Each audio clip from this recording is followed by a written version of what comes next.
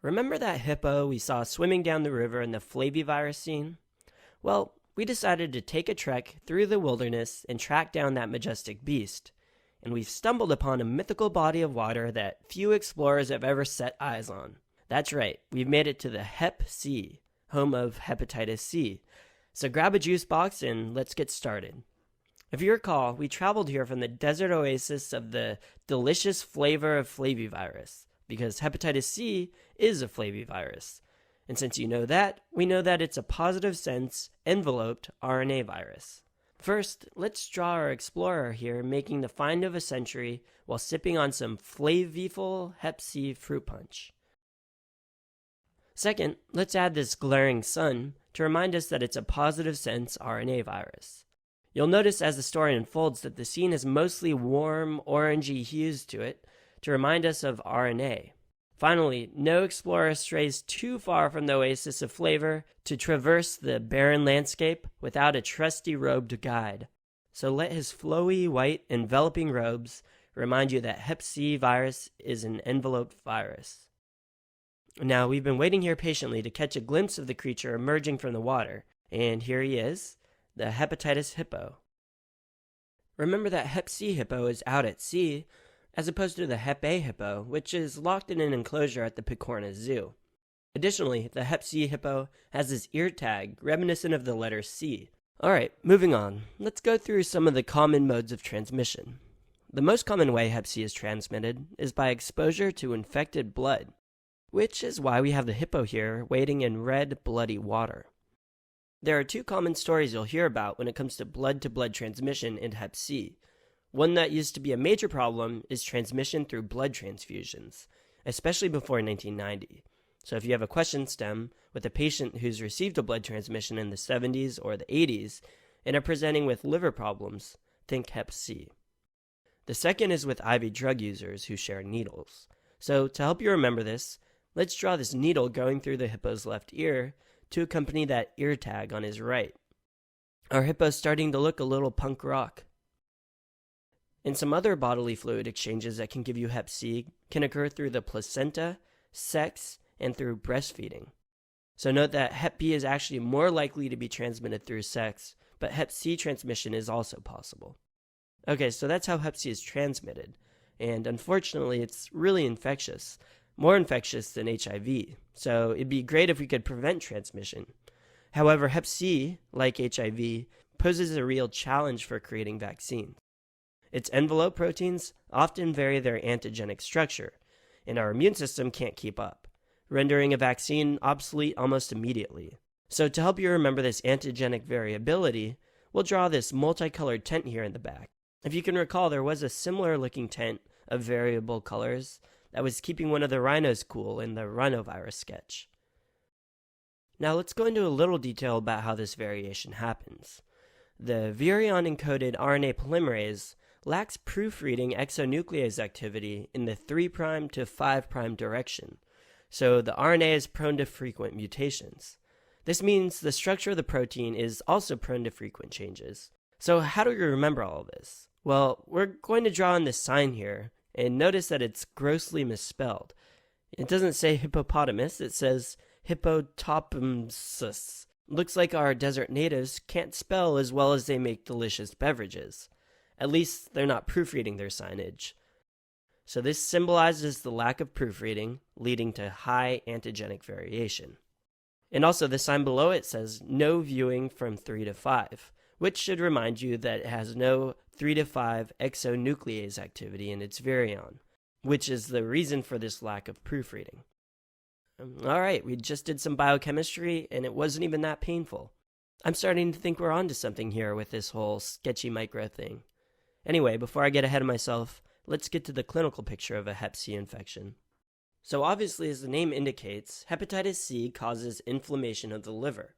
So we'll add this liver-shaped mud patch to our hippo here.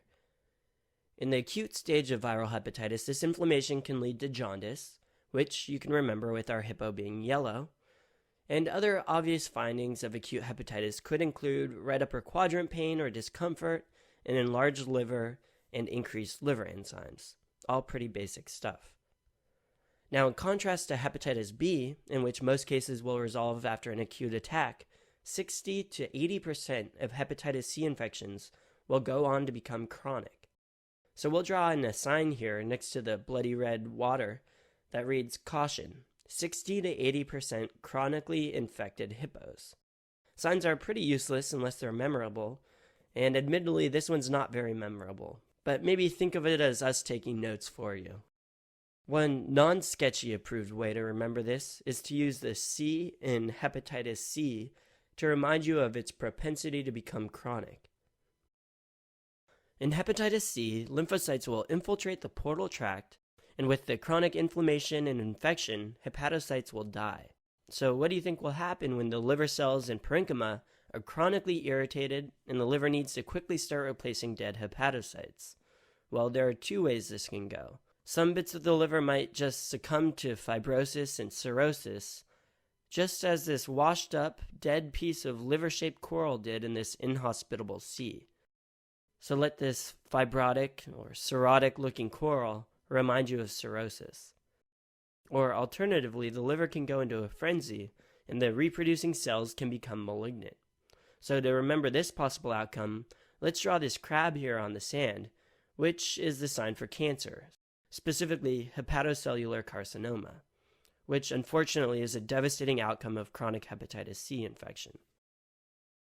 Okay, so it's very important to figure out whether a patient has acute or chronic hep C and what stage. In an acute infection, you'll find hep C RNA in the serum during the first 6 months. The ALT will rise and then fall by 6 months. So to help you remember this, we'll add a buoy on the waves labeled with an ALT that rises and falls with the tide. In the patients who manage to get over their initial hep C infection, anti-HCV will rise after 2 to 3 months. This lag is due to new mutant strains that are being produced, again thanks to the antigenic variation. However, anti-HCV antibodies can be present in both acute and chronic infection, since the virus mutates so quickly. This means that the antibodies, even if present, soon become ineffective, which means there's no protection against recurring infections. So in the situation of a chronic infection, you'll see the viral RNA persists in the serum after 6 months. Additionally, if you do a liver biopsy, you'll see a lot of lymphocytes in the portal tract. So another thing to be aware of is that hepatitis C is associated with cryoglobulins, which are serum proteins containing immunoglobulins, mostly IgM, that will precipitate out in cooler temperatures. Cryo is from the Greek word meaning icy cold, so when you think of cryo, think of cold waters of the hep C as salt precipitates out on shore. Also notice these crystals here are 5-sided and look like IgM molecules. Again, this is to remind you that hep C infection can lead to the development of cryoglobulins, or serum proteins containing IgM that precipitate in cooler temperatures. Alright, so one more thing you need to know before we return to civilization. How do you treat hep C? Well, the old way to treat it, and you'll still see it in some textbooks, is that you can use ribavirin in conjunction with interferon alpha. So first we'll add some more death and decay to the salty shores of the hep C with these hippo ribs, ribs for ribavirin. To help us remember that interferon alpha is used, we'll give this flavor-loving explorer a walkie-talkie with a twisted antenna shaped like an alpha. Antennas can have interference, and for that reason we thought an antenna would be a good symbol for interferon. The alpha twist should also hopefully stand out in your mind's eye. Other drugs that can be used are protease inhibitors, and one of the newer drugs, sofosbuvir, is a polymerase inhibitor. And this has really been quite an impressive drug in ridding people of hep C infection. So you should remember to consider using protease inhibitors. And proteases cut up protein, kind of like a meat cleaver. So we thought a meat cleaver would be a good symbol for proteases. And nothing scares off the wild hippos more than a bumbling explorer who's been using his meat cleaver to hack away the vegetation to clear a path for their expedition, which now seems to be stuck in this tree. Try as he might, he can't pull it free, and his meat cleaver, or protease, is stuck, or inhibited. This should remind you that some protease inhibitors are used for treatment.